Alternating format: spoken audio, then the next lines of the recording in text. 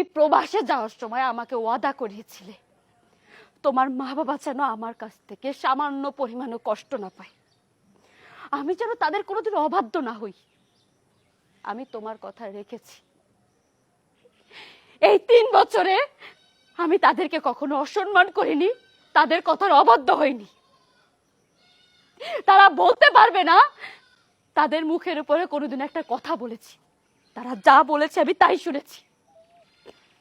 কিন্তু তারা আমার সাথে কি করেছে সেটা তোমার জানা উচিত। তোমার মা, যাকে কিনা আমি নিজের মায়ের থেকেও বেশি জেনেছি, তোমার বাবা, যাকে কিনা আমি আমার বাবার থেকেও বেশি জেনেছি, তাদের সাথে আমি যতই ভালো ব্যবহার করেছি তারা আমার সাথে ভালো ব্যবহার করতে পারেনি।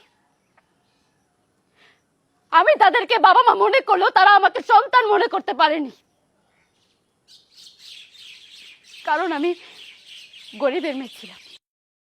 সকালবেলায় ঘুম থেকে উঠে তোমার মা আমাকে যে কাজে বলতো আমি সেই কাজটা করতাম।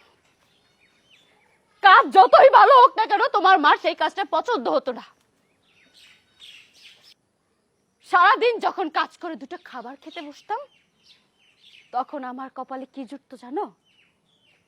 2 দিনের পচা বাসি পান্তা ভাত, আর তার সাথে একটা কাঁচামরিচ আর একটা পেঁয়াজ।